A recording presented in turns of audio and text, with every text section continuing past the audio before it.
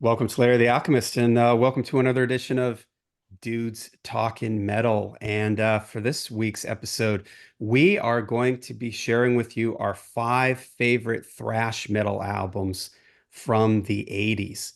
But to make this a little bit more challenging, as if it wasn't challenging enough, we decided that we would not pick any albums from the big four. That would be Metallica, Megadeth, Slayer, and Anthrax. So, our five favorite thrash albums outside of the big four from the 80s. We've got the resident dudes in the house here, Tony and Butch. And second week in a row as a guest dude, our man Darren is here. So, Darren, kick us off here. What's your number five pick for your five favorite thrash albums of the 80s?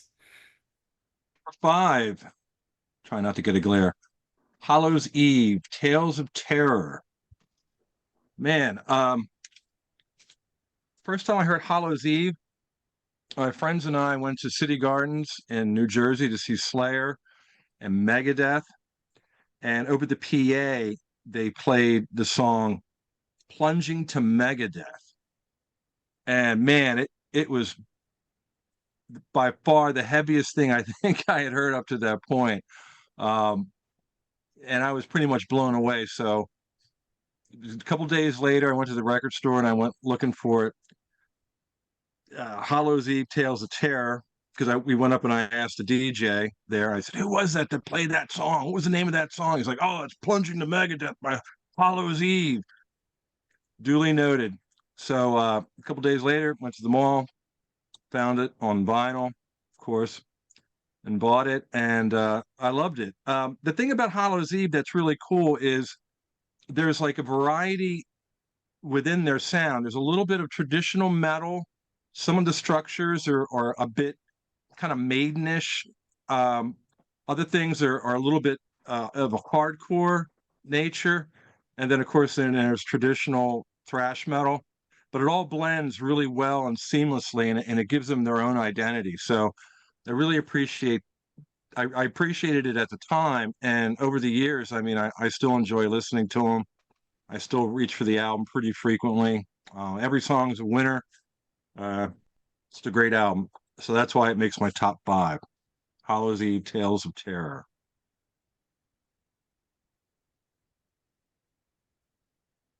This thing Jonathan, on? Sorry, I was muted there for a second. I said awesome to Darren. And Oh, then okay. what's your first pick, Tony? my first pick is going to be, I think it's 1989, 1988 actually. Uh, Forbidden Evil. Um, this is a really good record. I love this album cover. I mean, it's just Yeah. killer album cover there. This was a Bay Area thrash band. A lot of bands that came were popular. I mean, the Bay Area, San Francisco Bay was popular and famous for having so many thrash bands come from that area. And this is just a really good record. I mean, it's just tight picking, great guitar solos on here. Um, Paul Bostoff is the drummer on this. This was the band he came from before he joined Slayer. But one of my favorite things about this band is the incredible vocals from Russ Anderson. I mean, the guy's just got some killer pipes.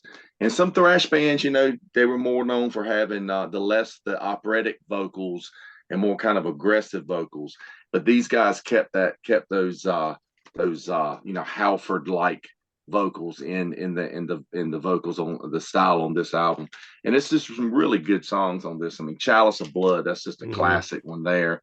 Off the Edge, Through Eyes of Glass, the title track Forbidden Evil, which was their original name. They eventually dropped the evil and just became Forbidden.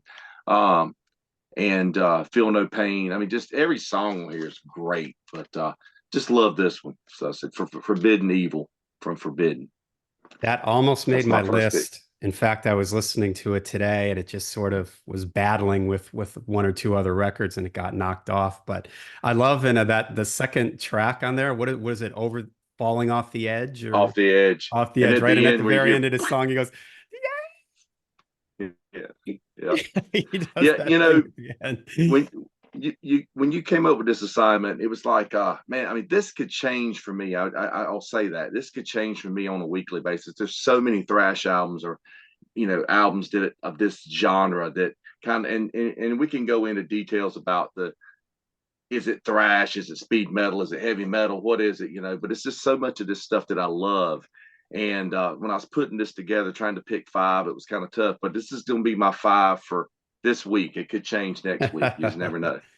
Nice. Yeah, I agree with that. All right, what do you got, Butch?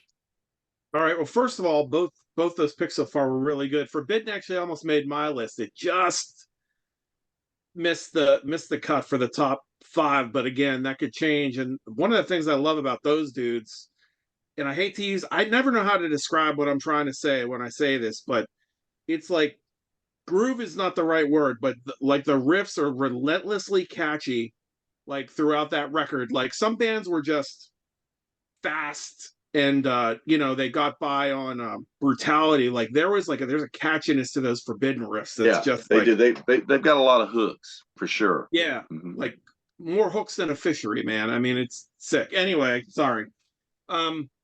So I was good when I went back through. I re-listened to some stuff that I hadn't pulled out in a while, and unfortunately, I realized that this one I don't even have at the moment. I had it on cassette, and I must have like lost the CD or something at some point. But my my number five is, I don't know if you can see that there, and the cover is like goofy too for me. Like it's Corner's Punishment for Decadence.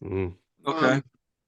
I had it on cassette, like my cover. This is like some part of a thing called like Gates of Hell, I guess. But mine had Here, that I've got it. on it.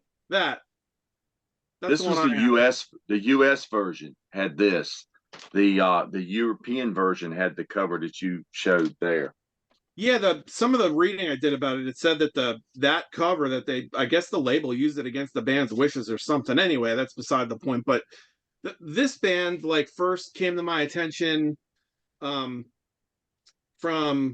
just seeing a news bit about Tom Warrior kind of working with these guys, or he worked on the demos with them, and I was kind of intrigued by what I heard about them. And then I saw the video from Mass Jackal on MTV, and the breaking point for me with a lot of bands at the time is, and still to this day, really is vocals. So the vocals didn't quite sit with me exactly, but I was still like getting used to the more extreme vocals at the time. And but I love the riffing and stuff in the song. So I went out and bought the cassette.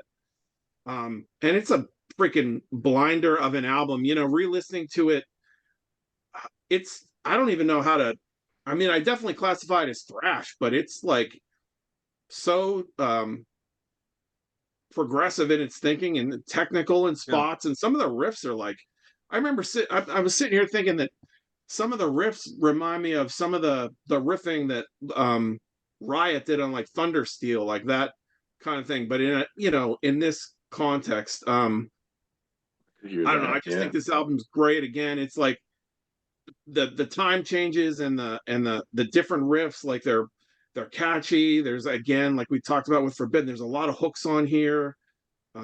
If there's a downside to the record, it's that Ron Royce's vocals are like way down in the way low in the mix. Like, I mean, very buried in the mix. It's really weird. Like, and I don't know why they did that. I mean, it's not like his voice is any worse than a lot of the singers from the time. He's certainly no worse than Tom Warrior. I mean, I don't mean that in a bad way. I love Tom Warrior, and I like the way the vocals go on this record now. But like, I love Mass Jackal's great. I love that instrumental Arclight is awesome.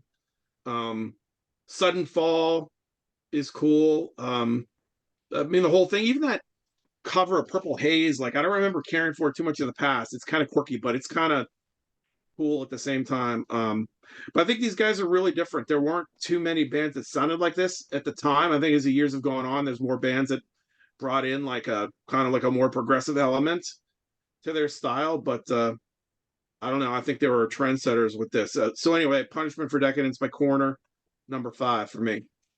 Nice.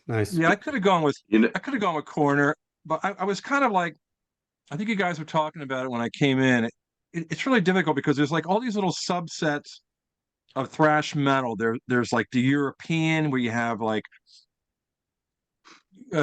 German speed metal, Destruction, Creator, Sodom, and then you have stuff that's sort of like death thrash. Is it, could you really consider it thrash, or is it more proto death? And that's kind of where like Celtic Frost falls for me. Um, Voivod's sort of thrash, but they're kind of in a class by themselves. Mm-hmm. The first two Voivods I could easily put in the thrash category. After that, it gets kind of, it's a little ambiguous. I mean, they're just their own thing. So when I was picking my five, I mean, the first criteria was the stuff that I routinely listen to as, you know, thrash metal. That when I get the urge to listen to thrash metal, what are the ones that I pull out? And that's basically what made it my five. But even within that, it's like, well, there's East Coast thrash, there's West Coast thrash. You brought up, you know, your first pick was Forbidden Evil. I always consider them like a little subset of the Bay Area thrash, you know, and that's so Yeah. much different from like Overkill or even Anthrax. It's like it's really hard to qualify thrash as as its own individual genre, because there's, it kind of like spiders out and all these other different kind of genres, I guess, and ways that you can classify it. So it gets, like I said, a little ambiguous. And Coroner is one of those bands that I love. R.I.P. Punishment for Decadence is cool. What was the third one called? That was also really good. No More Color. You know, No More Color. Yeah, but it's almost like it wasn't, to me. It's like beyond thrash. It's I guess I'd have to put it in that they're not from Germany, they're from Switzerland, but I guess like, are they from Switzerland or Sweden? They're They Switzerland. were from Switzerland. Yeah. Yeah, they were actually Celtic Okay. Frost's roadies, I believe, or a couple of the guys Yeah, were. right. And Tom G. Warrior sings on their first demo, and that's kind of what their claim to fame was. That the demo made the rounds. I remember seeing reviews of the demo in magazines and stuff at the time, and it was like, had a really cool cover, but it boasted that Tom G. Warrior was on vocals. So I thought that was pretty cool. And then when I bought R.I.P., I thought, well, it sounds kind of like Celtic Frost, more thrashier, and Ron Royce's vocals were close enough to Tom G. Warrior, so it still kind of had that vibe. So I dug it. And yeah, they're a great band. It was a good pick. Yeah, it does get, I know when I was making my list, because I think I'm coming from a started off so much in traditional metal that for my picks, I need to hear some melody. Although I'm going to contradict myself with one of my picks, but I need to hear some melody to it. And you're right, Darren, it does start to get blurred where it's just like it's a speed metal. And especially by the time you get to the 87, 88, now we're blurring into death metal. Now we're, you know, it really starts to like kind of get confusing as to what's what. So yeah, I totally hear you. But all right, so and my first pick is maybe one of those things. It's a little bit blurred and it leans a little bit maybe towards traditional metal in some ways. But that's Annihilator, Alice in Hell. Annihilator's from Canada. This is 1989. Again, I like to hear some melody. And so you've got Randy Rampage on vocals here, who used to be in the punk band DOA. Jeff Waters plays guitar and bass on it. Ryan Hartman on drums. Jeff Waters is one of these guitar players that's like kind of like a Marty Friedman type of guy, super technical, very like you'll hear some classical influence, like in the opening track, Crystal Ann. It's got this nylon classical guitar thing that opens up the record. Uh yeah, so this is one of those bands that they're sort of progressive, but there are those sort of classic thrashy riffs in there. But then there's things that are sort of traditional metal like. I saw them on the second 70,000 tons of metal cruise. And after that cruise, Jeff Waters, on the second cruise, they started doing a thing called an all-star jam where they would get musicians from all the different bands and they'd play cover songs. And Jeff Waters was the host on that second year. And so they kept bringing him back for like the next, I'm going to say 3 to 5 years. And they dubbed it Jamming on International Waters with Jeff Waters.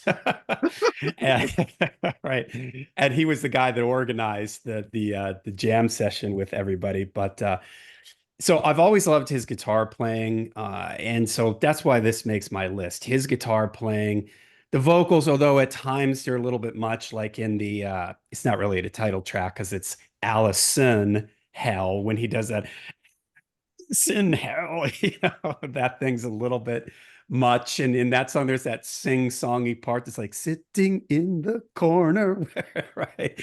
So it's a little bit like kind of King Diamond-ish at times, like we're sort of a character thing. But there's just a lot of stuff I like on this. Welcome to Your Death, the fast banger. It's got another sort of classical type middle section in it. Burns Like a Buzzsaw Blade, Word Salad, very almost proggish to it. So yeah, and the production's really good on this album. So yeah, that comes in at number 5 for me. Annihilator, Alice in Hell. Nice pick, John. All right, Darren, what do you got for number 4? 4 for me is Artillery, Fear of Tomorrow. Love this record. Um, it's not consistently thrash metal. It's actually a little bit of doom. It's very riff driven. But man, it is so heavy. The singer, Fleming Ronsdorf, I believe his name is, his voice is just like, the first time I heard it, I was like taken back. I was like, is that like, it, is that a person singing or is that what's going on? It was like, it was just really strange. And I guess he double tracks his voice. He has like a real low tone, and then on some songs there's a double track of a higher range, and the way they blend together just makes it sound so wicked. But the riffs are killer. The production is really thick. It's heavy. um I can't think of any band that really sounded like Artillery when this album came out. It's on Neat Records, which is kind of unusual. Neat Records, of course, is like a new wave or British heavy metal label. This came out in '85. So, I mean, I guess it's sort of like the tail end of the new wave of British heavy metal, but that Artillery is definitely not new wave of British heavy metal. I mean, it's definitely thrash metal, heavy metal. I don't know. I mean, it definitely leans more into thrash, which is why I included it, because when it thrashes, it thrashes. And as they went on, the second album, Terror Squad, is just a step up. It's a little bit faster, a little bit more speed metal. And then the album after that, By Inheritance, is a really good album too. And that was the last one that they did for, I think, probably about 10 years or so. And then they regrouped with the original singer, Fleming Ronsdorf. But the first 3 albums, Fear Tomorrow, Terror Squad, and By Inheritance is just like a total ripper, man. It's totally thrashing, and it's great. But the reason I didn't, and I listened to that one a lot too, but the reason I didn't include that and I went with Fear of Tomorrow was because, man, every time I listen to Fear of Tomorrow, it just really gets to me. I'm like, oh man, this is so awesome. It's just so heavy. It like I said, man, it's not like anything else that was at the time, and I can't really compare it to anything since. Um, that's why it's in my top 5. Artillery, Fear of Tomorrow. I knew that one was going to be on your list because I've heard you talk about that album before. So I was counting on you to do that one. But yeah, good pick. Okay, Tony, you're number 4. My number 4, I'm going to go with you, John, on Annihilator, Alice in Hell. I love this record. I think it's just full on thrash record. It's just great riffs, lots of hooks, killer guitar playing. I love Randy Rampage's vocal style. He's just got this bark about it, and it's just he's just a really cool singer. And I like the Alice in Hell. It does remind me a lot of King Diamond, like you said. It sounds like something he would do in those little high vocals with the Alice. I mean, it's just cool. It makes the song, and I can't listen to that song without Crystal Ann playing before it. It's just like they go together. It's just it's peanut butter and jelly. it's so many great songs. I mean, Wicked Mystics. I mean, it's just great, fast picking, a lot of cool riffing on that one. Burns Like a Buzzsaw Blade. Schizos Are Never Alone, part one and Yeah, two. that's good. Human Yeah. Insecticide. I mean, just killer record. They were a cool looking band. I remember when this album first came out, seeing the ads in the magazines like Rip magazine and stuff, and they had Canada's answer to Metallica was what it said in the ad. So it's like, yeah, I gotta go check this one out. And so I picked it up before the video hadn't even come out they hadn't Yeah. started premiering the video on Headbangers Ball yet. But yeah, just a great one. Alice in Hell from Annihilator, their best record, hands down. Yeah, and They've had some other good records. I like the variety. Like for me, if it's too much of the same thing, I need to have a little variety. So those little interludes and the little tempo changes, and even though, like you mentioned, he does have grit and dirt on his voice. There's some variety in it, and he does change it up every now and then. So, and the guitar playing is just like off the Just charts. out of this world. Yeah, he's such a Yeah. great player. Yeah, He's You whenever know, he, they would change. You mentioned that it leans a little towards traditional metal, and it does. And they would have that come into play more on some of their albums further down the road. I think. I mean, he's always had that thrash element, but I think it started going into a more traditional metal feel on some of those the later albums that came out. I mean, it started with Never Never Land and then going on as it went. Set the World on Fire was kind of commercial, if you remember, for Yeah. them. And then he had those records that he sang lead on, like Refresh the Demon and yeah, King of the Kill and also and then they had those records with Joe Comeau from Liege Lord singing. I thought they were great records, really really good stuff. So yeah, I mean, and their band I've never seen live. I'd love to see some version of them live, just yeah, once, But Alice in Hell to me is just that is a thrash classic. nice. All right, Butch, what do you got for your number four? That's another one that almost made my list too. I freaking love that. The title track of that, especially from the first time I heard it on college radio station, a metal show, and where I got introduced to all kind of stuff. And that song, like immediately, I was like, "What the hell is this?" And like, I love that record. I think that's the one Waters got the balance right the most, like in terms of like mixing things up without like going too like I don't know off the beaten path. Like with the third, like you said about the third record, there's a couple things in there that I don't mind, but they're like clearly like almost like AOR, which was really odd coming off the They first two got records. picked up. They got picked up in the States by a major label by then too. The third album came out on Epic. Yeah, but cool band. These guys, this next one for me, I guess in retrospect, it kind of this is one of those bands that kind of I considered thrash at the time. I mean, and I still think some of their stuff is, but I don't know if they'd be really considered thrash now. But anyway, we saw these guys live for the first time, like probably not long after this album came out. I saw them at the Airport Music Hall opening up for Overkill. It was Mean Streak and Overkill and this band Hades, Mm. Resisting Success. I'd seen the record in the stores, and I liked the cover, and I don't know, you can only buy so much. I hadn't heard them yet. We saw them live, and I was like, holy crap! They were great. First of all, Alan Tecchio is an amazing singer, like one of the best. I think like hands down. Maybe not in terms of what you consider thrash vocals per se, but in terms of just being a great lead singer, like the stuff he's done over the years from Hades to Watchtower to Nonfiction and um, all the stuff I've ever heard him do is top shelf. The voice on that guy. There's a lot of great riffs in this album from Dan Lorenzo and the guys. I always kind of felt like these guys when I saw them live. I always felt like they're almost like if like a thrash metal Iron Maiden or something like that. They just struck me that way. and some of the songs on here that I love, the leaders on here just freaking fast and aggressive. Night Stalker is awesome. Like I love kind of like the mid tempo kind of stuff going on in there. The whole Mask of the Red Death, like that kind of epic kind of thing they had going on was really cool.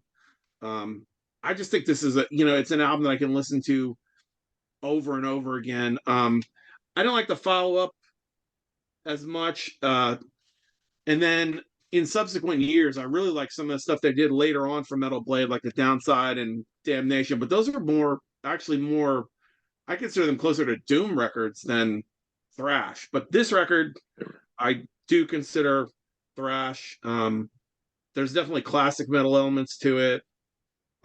Maybe like the hair of hardcore in it, not a ton, but just a little bit of that energy. I remember when I saw them, Alan had like the sides of his head shaved, and they were just cool. Like the great on stage, great with the crowd, great musicians.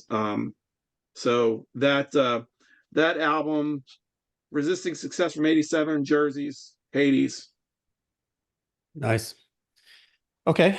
They're one of those bands. They're one of those bands that played a lot in Lemoore.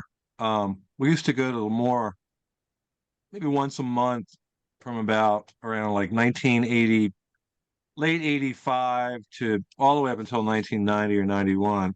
My friends and I would look at the East Coast Rocker newspaper and see who was playing at Lemoore, and there was somebody cool. If there was like a package show or something like that, we go up. And more often than not, opening was either Carnivore, Hades, or the Crumbsuckers, depending.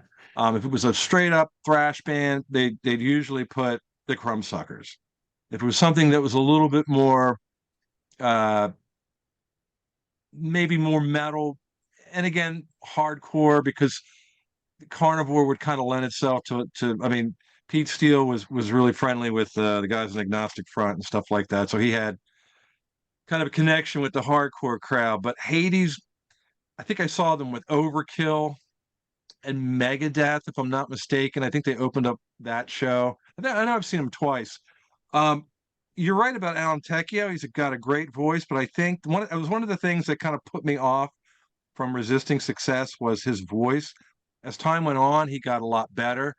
I liked him in Watchtower, but I really liked him in Nonfiction. I like that whole band. I think they were kind of doing a sort of a neo grunge kind of a thing, but it had a little bit more metal and it had more of that East Coast kind of their roots were sort of showing in Nonfiction, and I like the way that all of it came together. So I think that for Tecchio, he came into his own really well on Nonfiction, but with Hades, I thought the music was great. Some of it was a little bit generic. It seemed like it was still trying to find its own identity. Um, and Tecchio's voice had like this kind of cadence or something where yes, he had a good voice, but he would always end on this one note that was kind of like just wonky. And it's just like would always be kind of distracting to me. So that was the only weak link with Hades. But I remember they were getting some pretty good press. They were in like Kerrang, I think. I know they were definitely in Metal Forces. Yeah, I mean they were starting to trend in the metal scene, and I don't know if they really got out of the East Coast all that much. You said you saw them in Allentown. Yeah, I mean, that's close enough to New York. I don't know if they ever got on the West Coast. I think they had two albums that I'm aware of.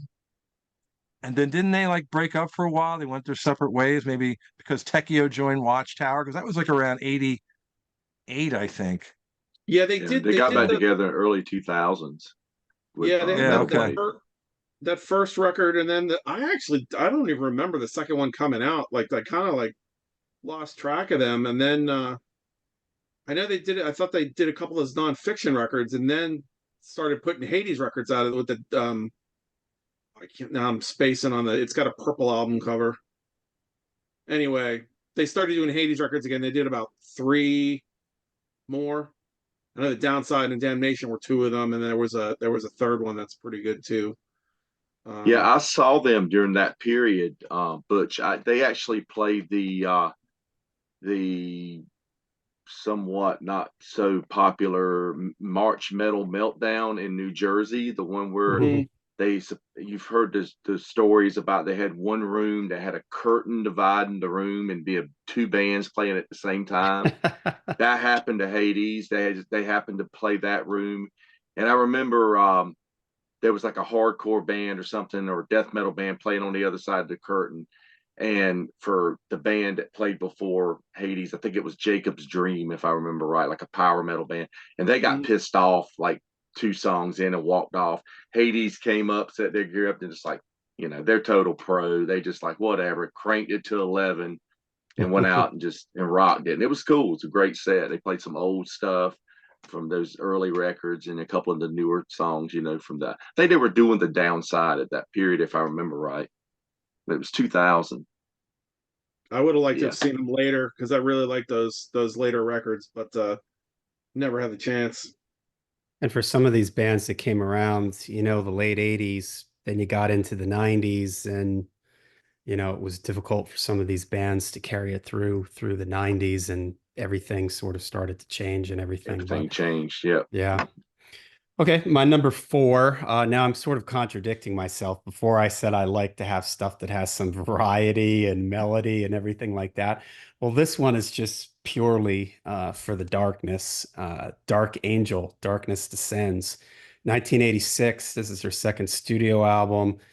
19, I believe he's 19-year-old Gene Hoglan on this record, 18, 19 years old, really young, playing really, really great on it. What I love about this is the tone of this. And this is one of those records, like this came out, Seven Churches, Possessed Seven Churches came out in 85. This comes out in 86.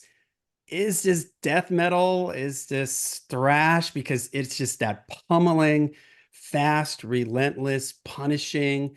But what does it for me is the dark vibe to the whole thing. The vocals, the tone of this whole record is just sort of smothering and just dark. So I think that that's what really does it for me.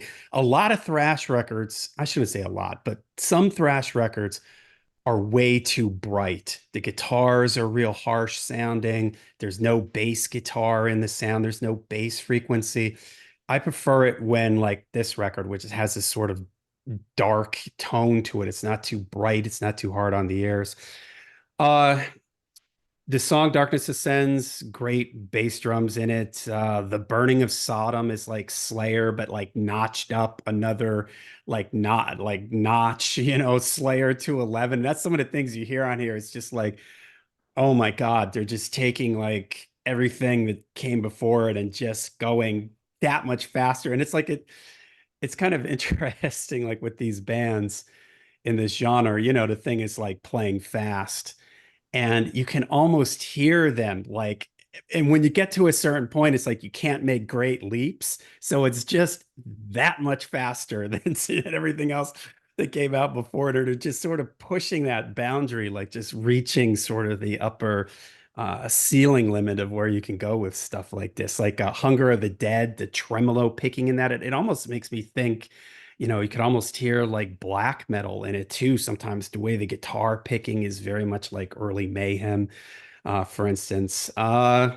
Merciless Death is like the only song that somewhat slows down a little bit. It's still very, very fast, but yeah. And so I just love this record just for the vibe and the tone of it and the dark, evil sound of it. So, yep. Dark Angel, Darkness Descends. That's my number four. All right, It's a Darren, good we are one, number John. three. Number three, these guys, Yeah. Hyrax, Raging Violence. One of the more unique thrash bands of the time. The music was definitely kind of almost in crossover territory, kind of a little bit punk, definitely some metal. They would have at least one breakdown in each song that had like a great riff.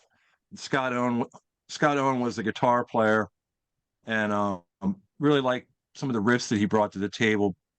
But the most distinctive thing about Hyrax is their singer, Caton DePena.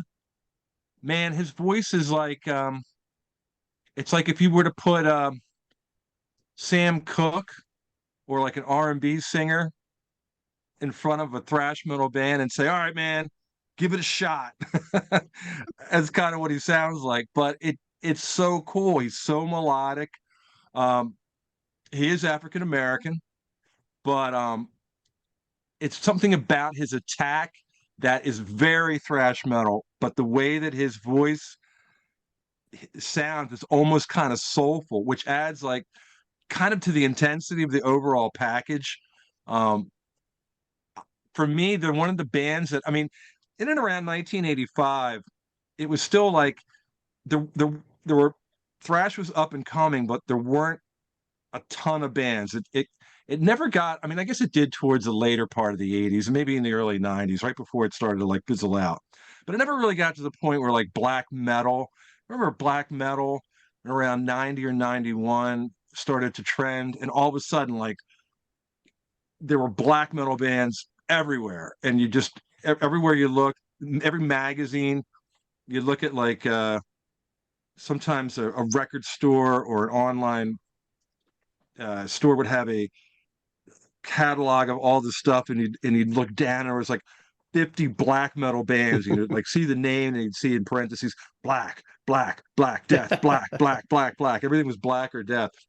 So that got kind of crazy. But in around 1985, 86, I think was like probably the two best years for thrash metal, where there weren't too many bands, and the bands that were around had a certain quality that made them stand out from the other bands, whether it be the vocals, the guitar tone, maybe it was like their ideology, if they were kind of political, or if they were more into like the Slayer-esque gore, guts and gore type of thing. There was something about each band that kind of made them stand apart from the other bands. They were kind of unique.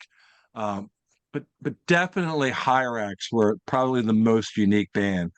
Um, I liked the album a lot when I got it. I was just listening to it the other night, man. I was really, really getting into it. It has aged really well. So, I mean, I was like 16, 17 when I was listening to this stuff. I mean, now I'm 28. So, I mean, I'm a lot older than that. Joke. But, I mean, this stuff is really, there's a lot of music that I listened to when I was a kid that I still like, but maybe some of it's for nostalgia's sake. Like when I'm listening to it, it'll take me back, and I'll think of where I was at that time, and I mean, I still like the music, but these bands, the five thrash metal albums that I picked, I mean, I pull these albums out, I put them on, and there's still something about them that I can relate to the significance of listening to them now. There's just something really cool about it. The guitar, the leads, the riffs, the energy to it. And Hyrax is definitely one of those bands. I really still enjoy listening to them. It was funny when we were kids.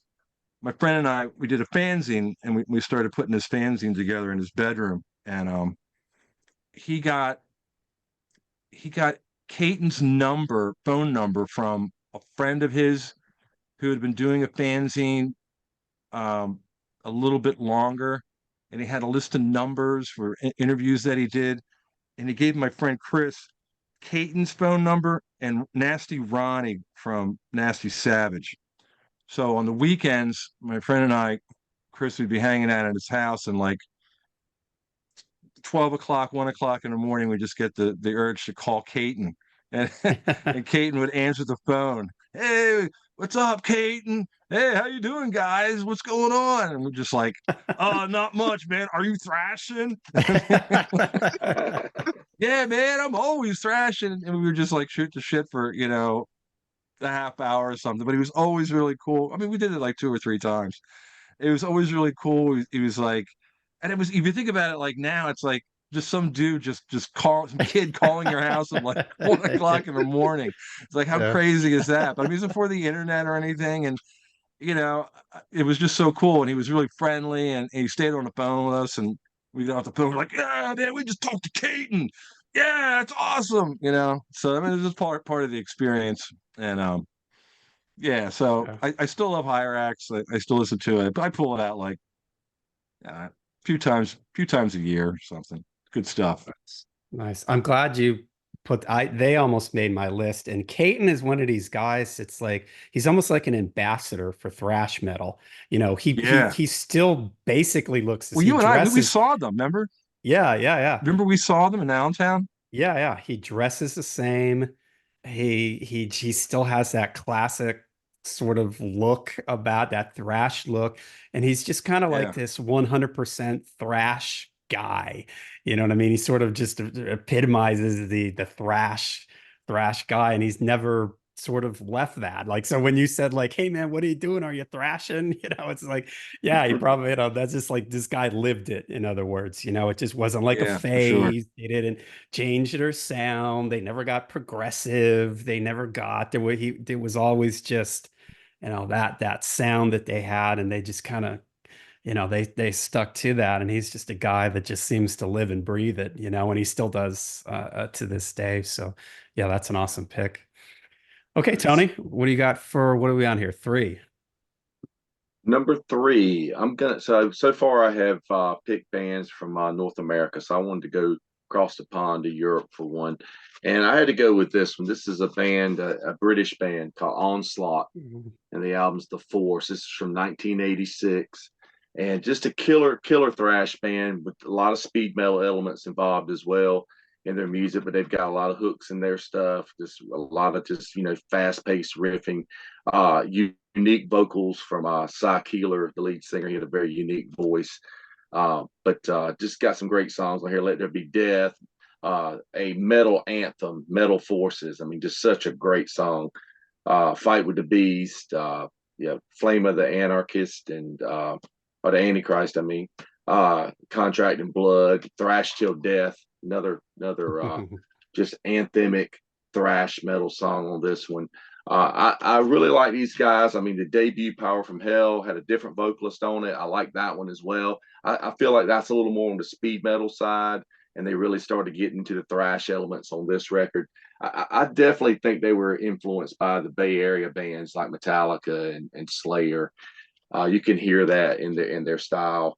And then their follow-up record after this, I love too. It's called In Search of Sanity, and they had in that one they made a big change. They actually got signed to a major label, which was London Records, and I think it was Polygram over here. And they had Steve Grimmett from Grim Reaper as their lead singer, and they did the In Oh, Search of Sanity record, which is just killer. I mean, and that's got some killer thrash riffs on that one. So it's like thrash Grim Reaper totally. But my favorite record from Onslaught is definitely The Force. Love this one. Nice. That almost made my list also. That was like in my top 10. So yeah, good one. Butch, you're number three. All right, number three, and we can probably have some debate about whether this.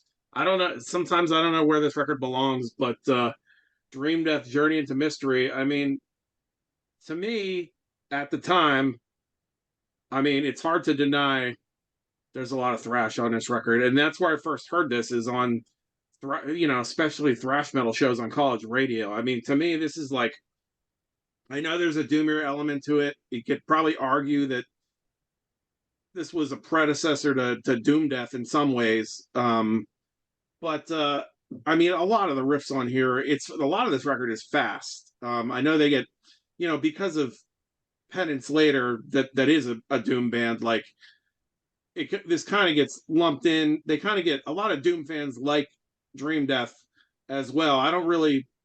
There is some Doom on here. I mean, the Elder Race. I mean, this is like a cross between like if you took Celtic Frost and mixed it with Tom Araya on vocals and put some Sabbath in and Trouble, and but then there's a lot of fast stuff on here. Back from the Dead's, Dream Death is fast.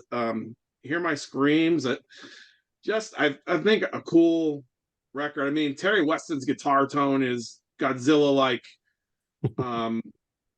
you know, Brian's vocals on here are, raw, and at the time, like, this was like on the edge for me vocally. I mean, it took me a while to adjust. Tom Araya for me was extreme at the time. So, Brian was at the time too, and I don't know. I just always really liked this record. I was excited when I got to Pittsburgh and they played the Penance demo on the show there, and I called. I said, Who is that?" They said, "Oh, that's the guys that used to be in Dream Death," and I'm like, so I went out and we got that demo right away. But this one, I don't know, I've gone through a few copies of this. I had it on CD. I had the original pressing on vinyl that stupidly I sold at one point. This is a repress that High Roller put out. It sounds great. And glad that it got a proper reissue finally after years. But really cool record. I mean, look at these young guys just like laying down just some like heavy ass. Recognize a couple of them. Yeah. Look at how young Mike was there, man. I mean, look at that dude. Thrash. And I haven't heard that in years. That's going to make me want to go out and listen. Try to find that. I remember What's funny about that? Yeah, go ahead. Go ahead, John. I was just going to say I was surprised by that because I had heard Penance first, and I heard that Penance came from Dream Death, and when I went and got it, I was sort of surprised that, like you said, there's a lot of fast stuff on it, and it's sort of this different than it's not a doom record, it has some doomy elements to it, but Yeah. You're right, it's got those sort of faster things too. I first heard that when I was in high school. I was a senior in high school, and a friend of mine brought that in for me to check out. It had the cassette version, and I remember I always used to, and I guess sometimes I still do. I'll look at liner notes when I'm listening to the music. I'll look through the thanks list, and I remember seeing The Obsessed. I think Pentagram was in the thanks list, if I'm not mistaken. I'm pretty sure The Obsessed is. There were references to doom metal bands that I wasn't. Now I was familiar with Witchfinder General because I had the Witchfinder General. I had Death Penalty at that point, but I'd never heard of The Obsessed, and I think they thank Angel Witch, but it was like there's a few. Revelation, I think, was in there too, if I'm not mistaken. Yeah, Revelation, Doomwatch, Executioner, Bitch, Necrophagia, Castle Blood, Etrope, Zo. I don't know. Is it Etrope or Zoetrope? I don't. Etrope. Yeah. Yeah, Etrope. Yeah. That's a good Bitch. Necrophagia. Michael. Then they got like all this stuff from Mike, like Robert E. Howard and Michael Moorcock. Yeah, Angel. Wasn't The Obsessed in there too? Yeah, it's all the bands that have inspired us: Candlemass, Old Angel Witch, Sabbath, Trouble, The Obsessed, and Witchfinder General. So it's like all these doom bands, and then they put out this like, pretty much like a thrash record. Yeah, that's awesome. Pretty cool. Okay, my number 3. I think that's what we're on. One theme that I think lends itself to thrash metal is like military stuff, war, stuff like that. So my number 3 is, I don't have this on vinyl, is Sodom, Agent Orange from 1989. This is their 3rd studio album. I saw on the last 70,000 Tons of Metal, Sodom was on, and they played all of this album. And on the 70,000 cruise, they take the upper deck on the top of the boat and they cover one of the pools and they put a big like outdoor festival size stage. So they were coming on like as it was getting dark, because you're on the top of the boat, the wind is just whipping, back and forth. They have the smoke machines going, so it's kind of all over. So hearing them play this album from top to bottom, and the album comes right at you with the title track, which is just great song. And it was kind of funny. Tom Angel Ripper, the bass player vocalist, is a really tall dude, and he wears his bass really low. So before they came out on the stage, they had a roadie that was like checking everybody's stuff. So when this guy had his bass on, it was about that far from the ground, and this guy's like leaning over, and the his microphone was set up a little bit like Lemmy, if I remember correct. He had it like way up in the air. So this guy's like, the bass is dragging on the ground, and he's trying to check the microphone. But seeing them in that environment play the album, they didn't talk between songs. They just started the album and just played it straight down. Was awesome. I think the production on this is really great. I really like the production on it. There's a lot of cool tempo shifts and stuff like that. I like that when the band's going really fast and all of a sudden it sort of drops down to like a half speed type of thing. What's the ones that Tired in Red has that like little classical like interlude section in the middle of it. What's another one that I really like? Remember the Fallen has a really catchy chorus. Exhibition Bout, creatures treated as rubbish. I like that line that he repeats in the song on Oskenbot, which is, I guess, German for bombed out. And Magic Dragon, that's another good one. And Magic Dragon was an early airplane that was used in the Vietnam War. So this is one that I've always loved and was really cool to see them play this live. All right, we're on number two. Does that have the bonus track "Don't Walk Away"? Wasn't that they did a cover of the Tank song "Don't Walk Away"? Was that on the CD? I have the I've vinyl. heard that. Uh, Yes, it is on here. I have it back there somewhere. Yeah, that was pretty cool. It's a good version of that. Number two is I'm just gonna switch it out for something else, but I'm gonna stick with this. It is my number two, probably one of my favorite. Well, it is my second favorite Thrash album. Uh, to go along with what you said, it does have a very intense feel to it. I mean, it's pretty much unrelenting. There really isn't a lot of Yeah. variation. It's pulverizing. Now we have arrived, and I had that before I got Darkness Descends, and I liked it. I thought it was pretty cool. It kind of reminded me a little bit of Slayer. Don Dottie's vocals, he went up in that real high falsetto thing, Mhm. kind of like Tom Araya would do from time to time. So, I mean, you could definitely hear that there were some similarities to Slayer. So when I saw Darkness Descends at the record store, I thought, okay, well, I'm going to buy it. Dark Angel's cool. We'll probably like it. If it's as good as We Have Arrived, it'll be cool. Took it home, put it on a record player, and man, it just like blew me away. I was like, what? What the hell's going on, man? This is like intense thrash. The most intense thrash I think I had heard up to that point. But one of the things that made it really cool was it's like just the right amount of reverb on the Yeah. drums. The drums are just like you could just feel them in your chest, and it's so. I wouldn't say it's a good production. At least it doesn't sound like it's an expensive production, but it's good insofar as how it makes the music sound. It gets their point across, and the drums having the sound that they do and where they are in the mix just makes it all the more intense. I like the lyrics are great. There's a lot of lyrics. At this time, I mentioned we were doing a fanzine. At this point, we had our fanzine rolling along, my friend and I, and we got to the point where we were calling the record labels. We were calling Combat Records and saying, we were writing for a magazine and we wanted to do interviews with these bands. So they'd pawn us off to some department where we were talking to another kid and he would just give us phone numbers. And we got phone number for Gene Hoglan. And I called Gene and I talked to him for like 2 hours.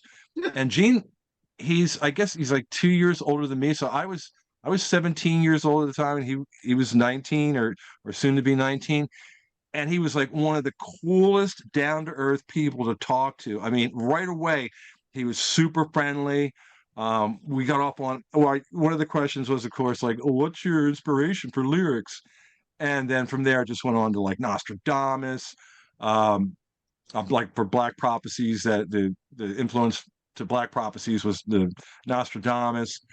um I forget what the name of the song was. One of the songs is about the comic Judge Dredd. Death is certain, life is not. Um, he was talking about the Judge Dredd comics, and that had already been violated basically by Anthrax, that turned it into like kind of a silly, Yeah. cartoonish thing. But the way that Gene addressed the lyrics was like it matched the intensity of the comic. I don't know if you ever read the Judge Dredd comics back in the '80s, but they're from the UK and they were pretty violent, not too over the top, but different from like Marvel comics in the US. You know, they had more of like a kind of a gritty, realistic sort of vibe. It was like in the future, post-apocalyptic, where these Judge Dredd was a judge, jury, and executioner. When he would arrest people, he would try them right there, and then if they were guilty, he would kill them. So I was talking to Gene Hoglan. We were going. He was. You know, we were. I was reading Judge Dredd too because I was into comics at the time, and we were just talking about that stuff. And he was talking about they had tried out a different singer at that time. I think it was. I think the guy's name was Joe Dante or Daddy. It wasn't Don Dottie. It was another guy. It was a guy that was in between Don Dottie and Ron Reinhardt, and they had just got him. He said that Don had left, and I was disappointed. I remember this, and he said, "Oh yeah, well we never really liked Don's voice. He sounded like a chipmunk." He's like, this new guy's like he's way more brutal, and he's got tattoos." And I guess at that time, you know, it's like not like it is today, where you know you go to the bank and the teller has full sleeve tattoos. Tattoos back in that time were like pretty rare, and you were like total badass if you had a tattoo. You just got out of prison, or you were like a Marine or something, or singer in a thrash metal band. But anyway, I coupled the memories of this album in when I think of it, and I listen to it. Like you know, I think about the conversation I had with Gene Hoglan back then, and you know how far things have come since then. It was really cool. It's like kind of a snapshot in time for me. But again, it's another one of those albums like Hyrax that I can keep coming back to, and I really get a lot of enjoyment from it. I still get something out of it. It hits me in the right place. It's definitely intense. When I want to listen to thrash, I want something that's going to thrash, and definitely Darkness Descends. It's brutal, man. It's heavy. It's heavy stuff, heavy and fast. So that's why it made my number two. And it's one of those records that the production, like you said, it's not a high budget production. It's kind of a little lo-fi, but that adds to the atmosphere of it. The drums sound great. And it's a little loose, like in the playing, like they're pushing the boundaries. And there's something about like in this day and age, if a band recorded an album like this, they would straighten everything out on the computer and they would square everything off and tighten everything up. But there's something about listening to people pushing themselves to the limit, right? And that's kind of what it sounds like on that record. Like they're just pushing it to the limit and they're just hanging. I mean, they're there, but it's like man, they're just really pushing the limits of human you know, the boundaries of how fast somebody can play. And like you said, just the punishing nature of it and the mix of it and everything just adds to the whole mood of it. So yeah. What's also amazing about that is that well, I mean, you can understand that Gene Hoglan would have the energy because he was still a teenager, but man, he must have weighed like 500 pounds. He was huge. He Do you remember was. He that? I was mean, he's huge. he's pretty thin now. I mean, I don't know what he did. Maybe he had what do they call it? Gastric bypass or something like that. But man, that dude he was fat. Yeah. Because when we saw Dark Angel on, I think the first time I saw him was on the Ultimate Revenge 2 at the Trocadero in Philadelphia. Man, that dude, he was like a house. He came out on stage and you know, like the drum set was massive because he had like 20 pieces, like two kick drums, 24-inch kick drums with a you know high toms. Man, a dude comes waddling out. He had sunglasses on, and man, he just laid it down. He was like, I don't know where he got the energy from. Him. If I was that big, I'd give it like 10 minutes, and I'd be like needing a nap.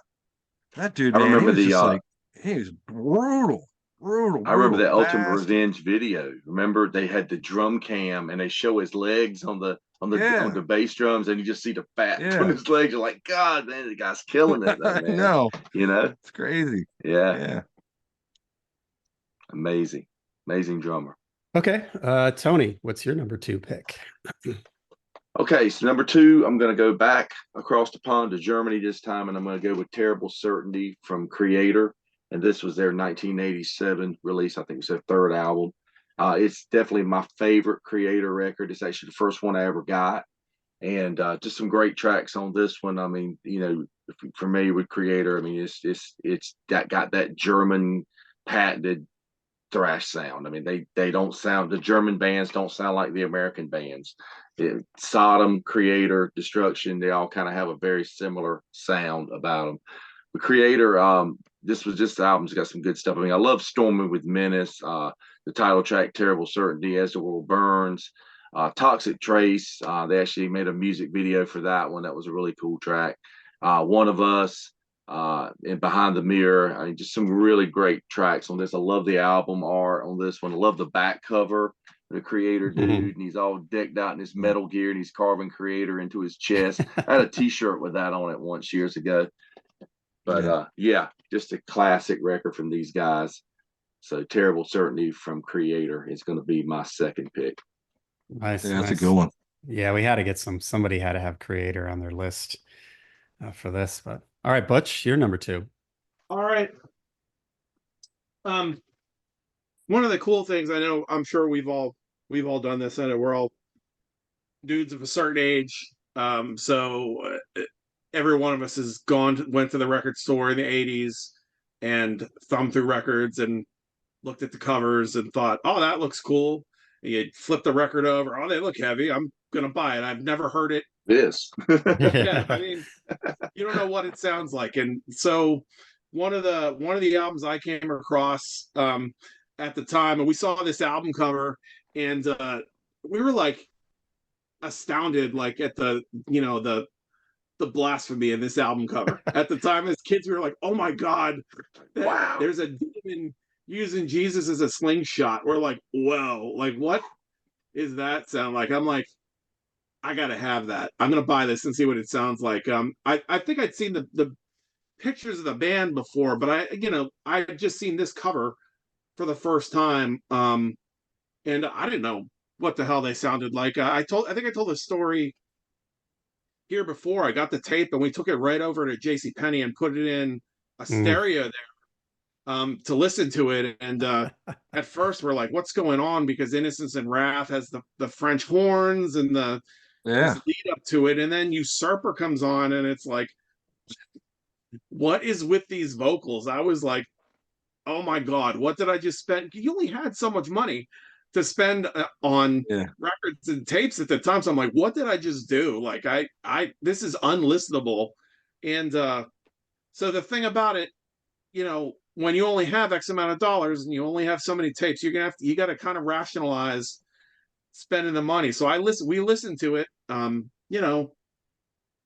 and over again. And at first it was like, it became like a funny thing. It was like, us playing it to laugh when Tom did, hey, and like all that stuff was, the vocal thing got to be hilarious to me. But as we got pushed past that and got acclimated to it, there's a lot of really cool ideas on this record. I mean, the band's Tom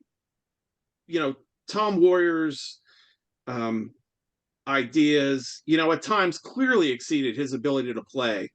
But it didn't stop him from trying to make artistic statements. I mean, there's a lot of cool stuff in this record that obviously influenced, death metal and black metal. I mean, and doom death. The female vocals in the back of the classical vocals and things. The weird instrumentation. I mean, there's all over top of the heavy riffs. There's all kind of cool stuff going on this record, and it's heavy.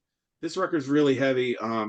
I love the Usurper. I still do. Jewel Throne's great. Circle the Tyrants is a blinder. Necromantical Screams is more like a, doomy kind of thing, which is, I love that song to this day. I always thought that Tears in a Prophet's Dream is one of the creepiest things ever. too, Mhm. that they just like threw. They would do this weird stuff. I mean, it's a sign of things to come with for Into the Pandemonium. They did some oddball kind of stuff, but yeah, man, I just I love the record. And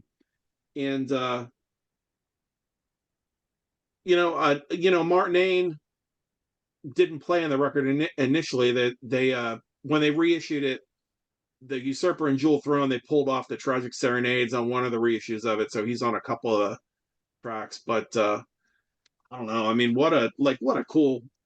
That's a really cool look. I mean, that they had going on. Just the artistically, like all the Gator stuff, and I mean, they just looked brutal. And I mean, this is the heaviest for a time.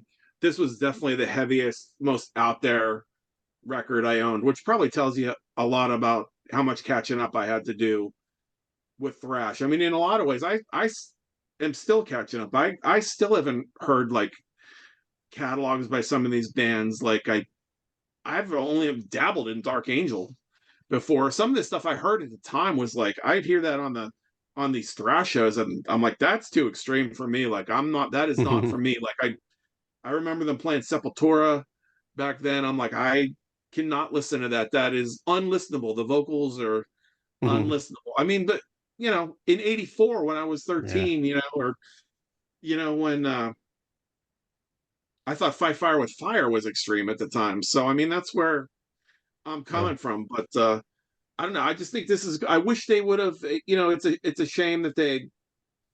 I don't hate Cold Lake, but it's really a shame that they kind of like stopped progressing, like and doing like interesting things after Into the Pandemonium. But I mean, this is to go from Morbid Tales to this. Now I love Morbid Tales to An Emperor's Return, but this is just an amazing record. And I still pull it out a few times a year and listen to it, and I'm still finding stuff to like about it. And then it's cool that Tom's out there with Triptychon and doing some of this stuff live. So that's my number two. And it's they. I always feel like, just real quick too, like I always feel like when people talk about thrash, um, ever since when music started getting like really segmented into these subgenres of subgenres, like I think people forget about these first few Frost records and like how thrashy they were, and like that they really were from that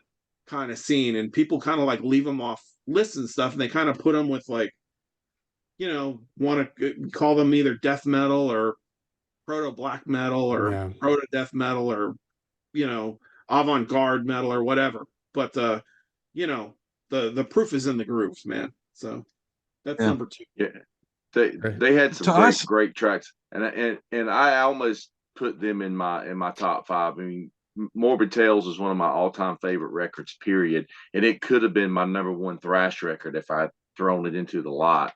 But I've always looked at them kind of like what you were saying, kind of the pre death metal, the first wave of black metal in a way. But yeah, there is a lot of thrash elements in those records for sure, especially the first two. I think when I got to Megatherion, I already had Morbid Tales.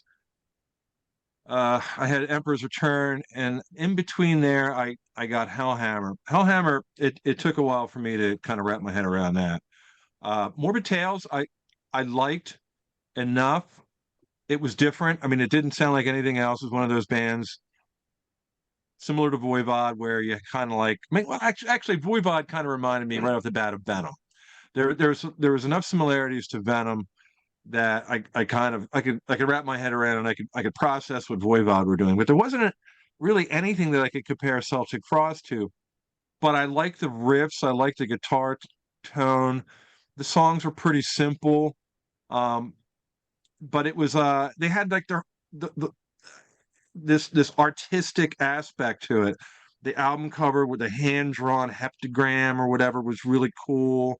The way they looked, the black and white photos, with the makeup and everything. So it was kind of like it was sort of it fit in with the '80s, but their music was so far removed from like the glam or any of the more mainstream type metal at the time. But I liked it, and it took me back at first, but I mean, I adjusted to it pretty quickly. And then when Emperor's Return came out, I think the songs were a little bit more um, the Suicidal Winds and Morbid Tales. The songs had more a different kind of energy. They were more riff driven. It was easier to get into. But to Megatherion, when I got that, I was kind of like, it kind of put me back a little bit because it seemed like it was trying to be, it was successful, but it was definitely going for more of an artistic, trying to make an artistic statement. I mean, the way that they were dressed, um, the use of the album art, not only on the outside, but in the inside. Um, it seemed like there was a whole concept around it. And I guess there was. And that was conceived of by Tom G. Warrior and Martin Ain, who, like you said, Butch, I mean, they clearly weren't the best musicians, but I mean, they definitely had a vision to what they wanted to do, and they had like this whole concept that they built their limited capabilities musically around this concept, and they made it work, and it did work, and it's one of the things that I mean, I think it makes them so unique is that the basic song structures were pretty simple. I mean, Tom G. Warrior's guitar solos were simple at best, but the riffs, like his vocal patterns, the sound of his voice, and the lyrics. I mean, they drew from a lot of Robert E. Howard, some Michael Moorcock, some literary pulp fiction type stuff, and fantasy, sci-fi, and they made like this really interesting band out of these things that they just kind of cobbled together, and that's what made them so cool. But to Megatherion, I thought was probably the most at that time sophisticated thing that they had done, and I was kind of alienated from it because I was really into like the more primitive Morbid Tales, Emperor's Return, and then to Megatherion to me seemed like, oh, you guys are getting too fancy now. Although in the beginning with the horns and everything, with Innocence and Wrath, man, that reminded me of the Conan movie. So I was like totally into that. I thought, oh man, this is so cool. And then when it kicks into the Usurper, man, that riff is just like it's awesome. And then from there it goes into Jewel Throne, and the drumming. Actually, the drumming was one thing that was stepped up. Dom Steiner plays bass. That was the only thing he ever did at Celtic Frost. I'm not sure where they got Dom Steiner from, but Martin Ain left right up to the point where they started recording to Megatherion, and they got Dom Steiner, and I guess he's a good enough bass player. He's not really that very noticeable, but what is noticeable is that the drums were definitely upgraded. Good double bass, cool fills, definitely a step up from the drummer they had before. Well, actually, Reed St. Mark was he did the sessions for um, Emperor's Return, but he was definitely a step up from Steve Priestley, who was like kind of like, and even before that, he had Bruce Day from Hellhammer, who was like, it seemed like he had one leg shorter than the other when he was trying to play double bass. I mean, it's just a mess. But yeah, I mean, that's a great pick. It's definitely thrash, but man, it's like it's Celtic Frost. It's like when we talk about bands like Voivod, Celtic Frost, Coroner, even Creator, it's like they're kind of like in their own, they're their Yeah. own thing. I mean, there's thrash. You could attribute some of their music to thrash because it's like there's a speed metal element into it. And Ronnie, when you or Tony, when you were talking about Terrible Certainty, that I think was like a progression from Pleasure to Kill, because I mean it seemed like Toxic Trace almost seemed like it was a nod toward like American Bay Area type thrash. They seemed like they were getting influenced by that sort of thing. We're kind of moving in that direction. Of course, the album after that was Extreme Aggressions. Was that the album that came after that? Yeah, that was Yeah, even more so in that way. for sure. Yeah, But it Celtic was. Frost, Voivod, and some of these bands, man, they were just like it was so cool about it because there was like there was like an individuality and a real creative wellspring in metal at that time where extreme bands were still not just extreme for the sake of being extreme, but extreme because they had like a vision of incorporating like Robert E. Howard or some kind of post-apocalyptic concept they had in their head and wanted to put it to music. It wasn't all about like, some of the more cliche, mundane things at the time. So, I mean, some of the stuff is really, really cool and interesting. And that's one of the things that made 80s metal so cool is that it was just different and unique and original. I mean, I don't know. I don't think there's ever been another movement in heavy metal that's been as creative as this period in time in heavy metal. I agree with I that. can think of anyway. One of the things too about Frost is I think one of the biggest disappointments I had related to the band was when I got Tom's autobiography. I think it was Are You Morbid? Mm-hmm. And he spent more of the book talking about trying to pick up chicks and stuff like that. Then, like, I thought there was going to be a lot more talk about how he came up with some of these, the lyrics and more about the music. And it's like I never pictured him as like being as worried about, on the road relationship kind of things or any of that stuff. And so I was like, where's the stuff about Yeah. the records? Like he would give brief lip service to it, and then it was off to another thing. But anyway, that's No, you're right, and it kind of adds that whole book. I got that when it came out. Are You Morbid? Because I was like at that time there weren't a lot of interviews with Tom G. Warrior, and this book was like it came out and it was going to answer all the questions we had, like why in the hell did you put out Cold Lake? Well, hopefully this book was going to answer that, and it did really, because you're right. I mean, he was like they wanted to be like a normal rock band that went out on the road and had groupies and stuff like that. But there was two things: the music was too extreme, and they were ugly. So I mean, that was the main thing that separated them from the bands that they wanted to be, like Rat and Motley Crue. They kind of want to do that. So I guess because they wanted that sort of like rock and roll lifestyle to be incorporated with what they were doing, they changed the sound, and that's what they were doing on Cold Lake. And man, that is like one of the biggest mistakes in heavy metal history. I mean, Into the Pandemonium was forgivable, even though it had some weird things going on. I mean, Mexican Radio, when we first heard that was like, what are you doing? Why are you doing this? But it was heavy, so it was like, on the record. Okay, well, we'll give First them song. that. Yeah, Huh? the first song. The first song, placement on the record, like first song on. I know. It was I like had they a were hard daring time you to getting like in, them. I had a hard time getting into the vocals on that record when he was singing the vocals, and Morbid Moans. actually Yeah. the first time when I first listened to it, I thought maybe that's Martin singing those parts and not Tom, Yeah. Mesmerized. We could probably do a whole episode on just Celtic Frost, just some of his stories. Probably could. Maybe future. But there were some really cool things on Into the Pandemonium, and I do like it. And I thought, well, okay, so where are they going to go after this record? And I figured, well, they're kind of dealing, into some like atmospheric things. So I thought it was going to go in a different direction. I thought it was going to go into a more darker, maybe more of a doomy type of thing. I did not expect it was going to go to where it went with Cold Lake, and I got it, and I was like, this is it garbage. I mean, it was straight garbage because it sounded so contrived and so forced. It's like, you guys shouldn't be doing this. You're not that kind of band. Why are you doing it? It just seems so transparently false. And then one dude's got like his pants unbuttoned, and then Tom G. Warrior's wearing like an LA. The photos made it shirt. worse. It was like hair spiked up. It's like it was almost like a joke. It's like, is this Yeah. like an April Fool's release or something? It was so bizarre. Yeah. And the photos now are just terrible. Yeah, it's crazy.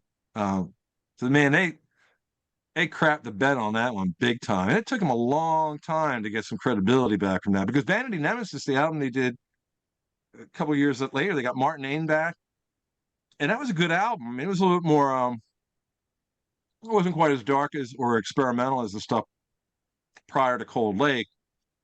It was a little bit more riff driven, but I mean, it was a lot better than Cold Lake. If they had if they hadn't done Cold Lake, you take that out, throw that away, and put Into the Pandemonium, or you put Vanity Nemesis after Into the Pandemonium, it would have changed everything. I think the band would have a lot more respect. I think they held in pretty high regard now, but man, it took them a long time to get that credibility back. But I think if they'd have gone from Into the Pandemonium to Vanity Nemesis, I think you would have definitely had a band that would have just been like on the highest strata of extreme metal, you know.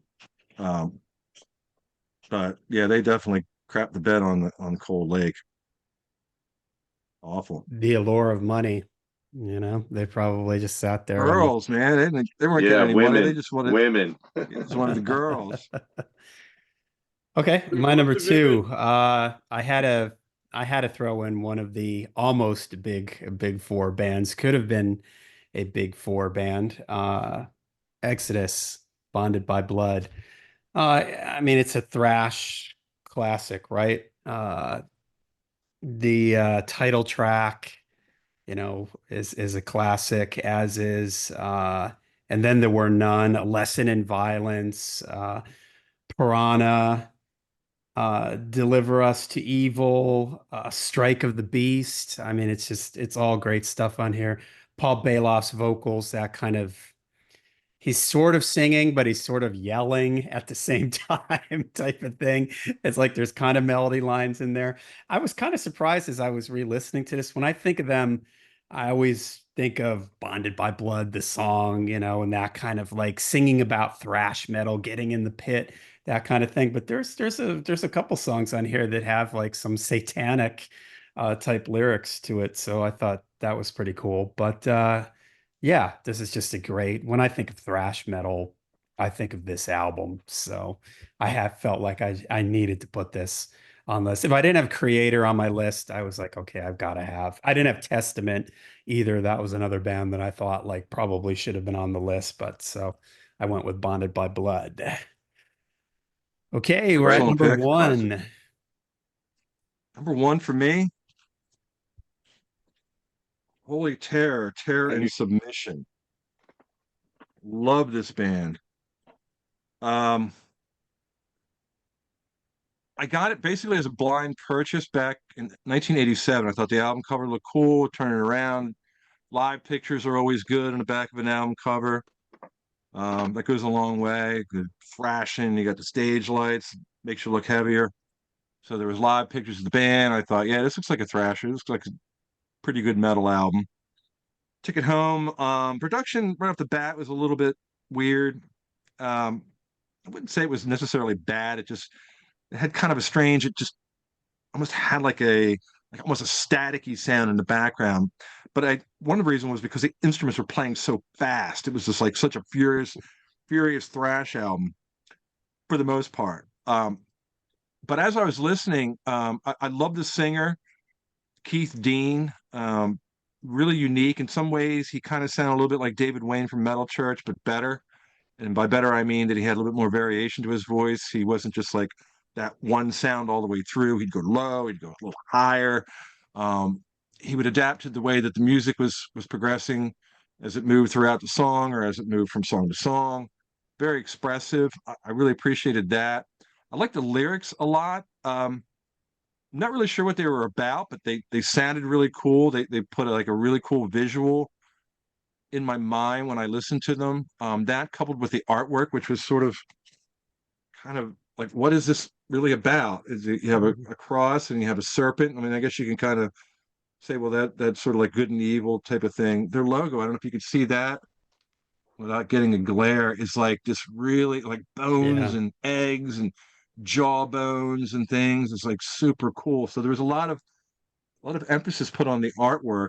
Um, and that incorporated really well for me with the lyrics too, because the lyrics were sort of a little bit vague, but a lot of great phrasing, a lot of colorful um, phrases, and the song titles moving along seem to have like some sort of like wouldn't necessarily say religious, but maybe like in a what's the word? Not as far as religious as a sort of a doubting kind of perspective. A Black Plague, which starts out with the the soundtrack from Jesus Christ Superstar when they were nailing Christ to the cross, Mhm. but it's played backwards. So that's kind of weird. Evil's Rising, Blood of the Saints, Mortal Fear, Guardians of the Netherworld, Distant Calling, Terror and Submission, which is kind of a strange place for the title track to be a second song on side two. Tomorrow's End, which is an awesome song. Alpha Omega, The Bringer of Balance, kind of an epic. The album does have kind of an epic quality to it, but man, it thrashes hard. It's like it's like Dark Angel, Darkness Descends, but it's better. I mean that sincerely. It's a better album. Songs are more well written. The leads are just blazing.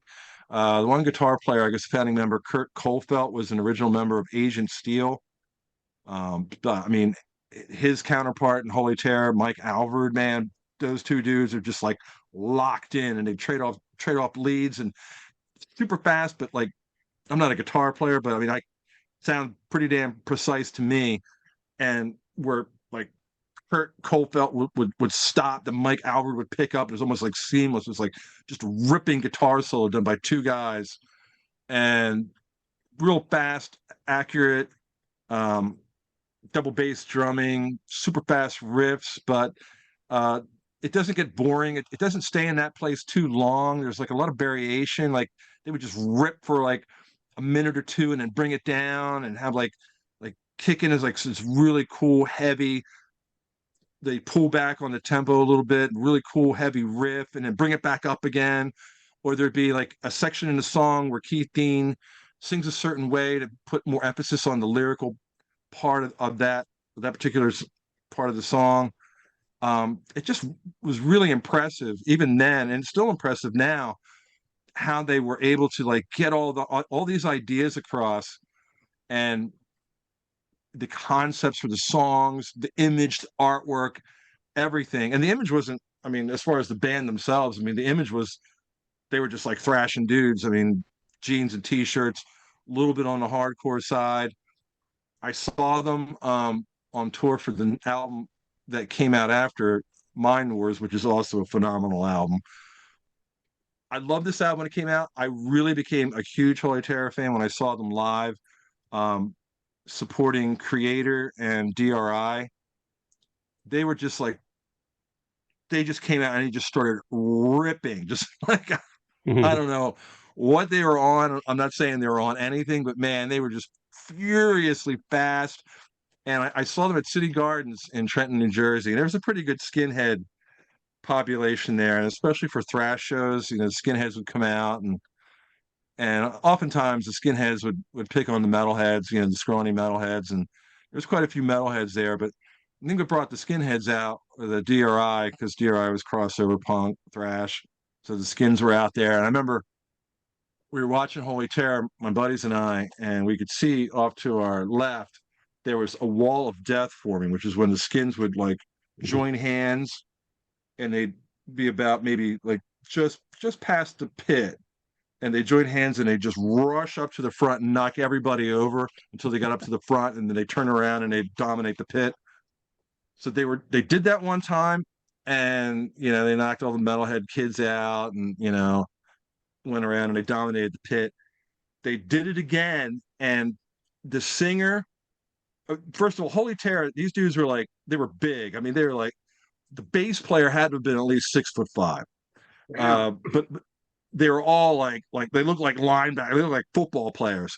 So the second time the skins pushed up to the front, Keith Dean, he reached up, but memory serves, it's been a little while, it was like 1988. He reached up, grabbed an I-beam that was in front of the stage, and was like swinging his feet, and he jumped down, and I'm pretty sure he jumped down. I think maybe is Kurt Kohlfeldt, or maybe the bassist Floyd Flannery jumped down, and they stood in the pit, and they intimidated the skins, and the skins like sort of like they kind of faded back a little bit, and from that point on everybody was well behaved. But I was so impressed by that. I thought it was so cool that the band stopped what they were doing, like thrashing hard, stopped thrashing, actually got down in the pit and scared the Skinheads in New Jersey. I'm like, yeah, that's cool. That's metal. That's thrash That's metal. thrash So metal. they totally won me over. But second album's great too. I mean, that could have easily made my number one spot, but I like Terror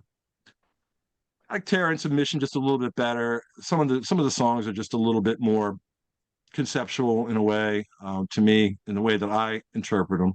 So that's why the Terror and Submission makes my number one. I love it. Love that album. Awesome. All right, what do you got for number one, Tony? Well, I like that everyone's on here has actually picked some oddball stuff and not so much of the same old mainstream stuff. And but I mean, I too, John, I almost went with Bonded by Blood as my number one. I kind of wanted to back off though because I was thinking we don't want to do the big four, and then you kind of got the next Yeah. group behind that, which is Testament, Exodus, Overkill, and whoever. But one of those could possibly be this one, but I had to go with this, and it's the debut from Death Angel, The Ultraviolence. There is some killer thrash riffing on this record, just ripping solos. I mean, you've got Gus and Rob, both just excellent guitar players on here. Mark has a very unique vocal style and vocal delivery as well. And the drummer, Andy Gallion, I think he was only like 14 or 15, I Yeah, think, at it's the nuts. time when They they were were all doing this. like just And teenagers. Yeah. he is, yeah, and he is just amazing drummer on here. And this is a thrash classic. I mean, you got this starts off with a song called Thrashers. It's kind of like a call to arms for everybody. I mean, it's like a made for a mosh pit to be. And you've got they've got some songs like Evil Priests and Voracious Souls, kind of occultic type lyrics in those. Kill is One is pretty much an instrumental except for the chorus. Kill is One. The Ultraviolence is an instrumental. Just a great piece, some really cool soloing on that one, and unique guitar picking on that one. Mistress of Pain, standout track on the album for me. Just love that one. Final Death is another one's a good one, and then it ends with another instrumental, IPFS. IPFS. This was 1987, and they did a follow up record the next year, Frolic Through the Park, which took a kind of a total detour. I mean, you had your thrash elements, but they started throwing in funk and other stuff in there, and there was some cool stuff on that one. And then by the third album, they get signed to a major label. They signed to Geffen Records because all these thrash bands are getting picked up because of Metallica's success. And they put Act 3 out, had a couple of good songs, but it was a lot of acoustic stuff, and they definitely just left the thrash behind and kind of went off and didn't they formed into another band. What was it called? The organization or something. Yeah. Even when they've come back, they came back about 20 years ago. They've made some really, really good records, but I still don't think they even stand up to this one. Well, it's a totally different thing still. They're playing extreme metal again, Yeah, but yeah. it's not as old school thrash sounding, as their early stuff, of course. But I love this record, man. I just think it's great. It's a classic. So I had to put that one at number one for sure. Didn't get to see these guys until the Act 3 tour. Actually, when I saw them, it was Forbidden was on their second album by then, and they were the support band. Yeah, so I saw them on that tour. They played in at the Ritz in New York City. They were part of the New Music Seminar, the metal version of the New Music Seminar, and that was a stacked bill. It was Voivod, Exodus. It was like their second show on the East Coast with Steve Souza. It's pretty awesome. Wargasm and Jane's Addiction. Believe it or not, Jane's Addiction were the first band. Then it was Wargasm, and then Death Angel. Wow. I got that album when it came out, the Ultraviolence, and I liked it. I thought it was pretty cool, but I wasn't crazy about it. But then I saw them, and they were awesome live. And I went home the next day, and I listened to the album, and I've been a fan of them ever since. You're right. Act 3 was a little bit weird. There's some strange things going on. No, I'm sorry. Frolic Through the Park was the album after that. That was a little bit weird. Act 3 seemed like it was trying to. Well, by that time they were on Geffen Records, It's a major label, and they were sort of starting to like get their sound a little bit more refined. But man, I I think remember the when stuff they that they've been doing recently, man, is just awesome. I just love their last. What was the it's album they good came back stuff. with? Yeah. Dying. What was it? I've got it It somewhere. has like the door knocker on the front, the lion. The The Art Art of of Dying. Dying. Yeah, The man, Art of that's Dying. a great Yeah. comeback album. But every album after that was like better than the one that preceded it. Relentless Retribution, that was a killer album. I don't think they put out anything in a few years, but they were like banging them out like every couple years or so, and it's like they were on But fire. it's I different. saw them. It's definitely different sounding than that first Yeah, record for sure. And it's a different lineup as well. You've just got Mark and yeah. I think what's the Mark Rob and Capstany. Rob. Yeah. I think they're Yeah, the only guys left. Yeah, for sure. But you were talking about Act Three. I remember seeing, that was going into the grunge period, and at one point they didn't want to be Death Angel anymore, and they changed their name to DA. If you guys remember, I yeah, remember they released the video. I think maybe it was a Room with a View video on Headbangers Ball, and it was just listed as DA. yeah, Interesting. yeah. That almost made my I remember when they. list too. But I put Exodus in place of it because I was kind of thinking, yeah, the So like Death you and I Angel and flipped, yeah, yeah, yeah, because yeah. I almost So it went with worked out. Exodus. Yeah. Okay. Butch, what's your number one pick?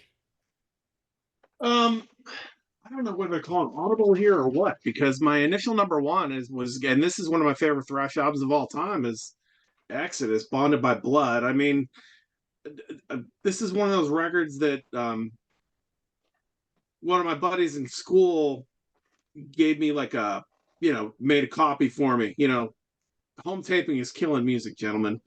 Um, so he gave me a copy of it. He's like, "Oh, you got to listen to this." He's like, he was reciting the lyrics from Exodus Attack, and the PMRC. Obviously got it all backwards, because as soon as you see like something when you're a kid, you're 14 years old, and someone's telling you about the lyrics to some of the songs on here, you're just like, "Oh, I got to hear that now." Um, but I remember seeing this cover before I even heard it and thinking, I was kind of like, as a kid, I was a little bit put off. Like, this is kind of like, as cheesy as it looks now, like kind of scary to me, like the little devil kid and attached to the other one, and just the logo and just the vibe of like these song titles, like Bonded by Blood and Exodus, and then there were none. But I mean, again, this is one of those ones that when I listened to the cassette, like some of it I liked right away. Like I remember I really liked Piranha, some of the riffing in that, and I liked and then there were none was a little bit, for me at the time, like it was a little bit slower and easier to get my head around. Um, but over the years, like I love every song on this record, especially Bonded by Blood, though. Like that is like the thrash anthem of thrash anthems, like Yeah. for me, just like everything about that song. I love the lyrics. I turn that song up in the car and sing along with it like an idiot. Every time I listen to it, I don't care who's in the car with me. They're like, "What are you're a crazy person?" But I love um Bailoff's totally unhinged performance on here. I mean, he's in no way um a great vocalist, but at the same time, the band has never been the same without him, because that just unhinged delivery of his is like part of what made. I mean, you hear that voice and you don't doubt that he's going to go out and kill posers. I mean, they say that, and they say that in the documentaries about the guy, like, and it's just like, I don't know. It's just I feel too like, I think it's been said, and the band feels this way, and um had this album not had the delay in coming out, Yeah. maybe it's you know there's a little bit of different outcome for them. I think without Bailoff, though, even though you know Zetro's a better like singer or vocalist than Bailoff is, but he doesn't have the charisma, isn't quite there. I like some of the stuff they did after this one, but they never Pleasures of the Flesh I actually like a lot, but I don't think they ever really came too close to that again. And Tempo of the Damned is pretty good. Um, Very good but I mean, comeback album. this was like a moment in time. Like this record is just like a classic. I couldn't leave it off the list, and I had to put it in there. It's number one. Like it's probably in my top three thrash albums, maybe number two behind Ride the Lightning, as far as that goes. So that's my number one. Yeah. Yeah, it's Okay. great. Uh, my number one, Coroner, No More Color. You had the Coroner pick earlier.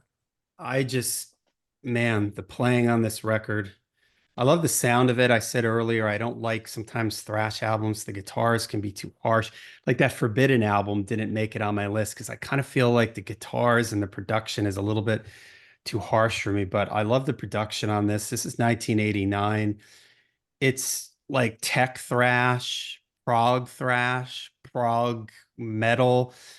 You can hear how like an album like this led to Death's Symbolic or that kind of thing that Chuck Schuldiner was doing. There's just so many riffs on this record, and they're changing left and right. All these weird tempo changes and riffs just flying at you from strange angles, and the guitar playing is almost it's kind of shred like, but it's like proggy and weird and just the way the whole thing is put together. I love the vocals on it. Ron Royce, it's harsh, but it's clear. Like I can still understand what he's singing. Mixed by Scott Burns, more sound. Like I said, it's really warm and but still dark to me. I mean, I love every song on this, like Die by My Hand. It almost sounds like your record is skipping with the main rhythm. It's like so the way these rhythms move, they're just so unexpected. The songs take these weird, unexpected turns. Let's see, Read My Scars. Again, that's got all kinds of weird changes in it. DOA, another guitars just slashing all over the place, coming in with all kinds of crazy riffs. I love the last song on this, Last Entertainment. It's like got this trippy, weird sci-fi kind of vibe to it. There's a spoken word part in it. So I just love this for, man, just the playing on it. To me, it's like this is thrash metal being taken to its like progressive sort of limits. Watchtower would be another band that's kind of doing this kind of thing, but I just like the mix on this way better. And I just absolutely love this album. It has sort of an intelligent, uh, artsy thing to it. Like the cover is kind of like with the way they did this thing over here. So yeah, that's my number one. Do you think Marky regrets using that as his stage name for the time? I mean, Yeah. He predated Marky Mark and the Funky Bunch. So. yeah. All right, let's do it real quick. If you had some albums that almost made the list, let's do a quick go around. So Darren, were there any honorable mentions for your list? I've got a crate over here. No, I'm just kidding. I got a few honorable mentions. I'm not gonna go into too much detail. Most of them should be pretty self-explanatory anyway. First honorable mention is Whiplash, Power and Mm. Pain. It's a Yeah, I ripper. almost had that one on my Super list too. thrash. Super thrash from New Jersey. Gonna go with what everybody else picked, but I knew you'd all pick it, so I didn't Mhm. put it in my top five. But it probably should be in everyone's top five. It's a great thrashing record. Pleasure to Kill, Creator, for me. It's a milestone record. I worshiped this record when it came out. I still do. I'm a little bit burned out on it, just ever so slightly, but a couple songs on here: Riot of Violence, Pestilence, Under the Guillotine, killer stuff. And my last honorable mention is this one: Destruction, Infernal Overkill. Proto Black, Proto, I don't know, Death, Proto Satanic Rock, Metal, whatever. I mean, it's hyper technical. I mean, the guitar playing is like surgical steel. It's like it just cuts. It's like fast, and the guitar tone is like very unique. Destruction always kind of reminded me of like the band that Sodom wished they could be. They didn't have the guitar player to pull it off. A lot of good albums, Destruction up to a point, but this is my favorite. This is the most thrashinest. Um, it's like they just sound like they're really out to prove a point, pretty ferocious. Yeah, honorable mention to Infernal Overkill for sure. Nice. All great stuff. All right, Tony, your honorable mentions. Um, well, we talked about Corner, so definitely Punishment for Decadence because it's my favorite one. But I do love No More Color. You're right. They upped the ante on that one. This is a really good album. Going to for some Texas thrash from Devastation, the Idolatry album, just to kick ass. Just American thrash band, just good stuff here, worth checking out. A little crossover thrash with Nuclear Assault because they had a little bit of that crossover feel to them, the speed metal thing, skater punk type stuff, but a lot of fast songs. But a great album from these guys. The debut from Flotsam and Jetsam, Doomsday for the Deceiver. It's some great stuff on there. Of course, Jason Newsted came from this band. And today I listened to something. I didn't even have it on the list, and I listened to it. I streamed the new remix of the New Order when we were at work today, and was listening to that from Testament. And it's like, God, this is such a great record. This is probably my favorite Testament album for sure. So many great songs on that one. But yeah, and then there's tons of other stuff too I could name, but we don't have all day. So awesome, Butch. All right. Real quick. Yeah, I mean, these are records that almost made my list. I love this Nuclear Assault record. But for me, by far the best one. I'm glad that it looks like it's finally getting a proper reissue, which will be good for people that are tired of spending a lot of money on it.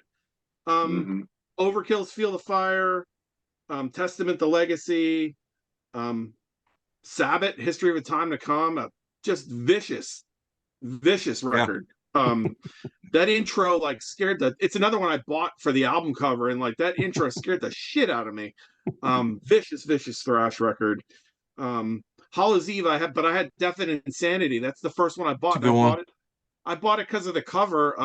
And I still listen to it to this day. I just listened to it again in preparation for the show. It almost made the list. I love that record. DIE, the title. I mean, it's got those like hooky kind of like riffs and stuff on it that I love.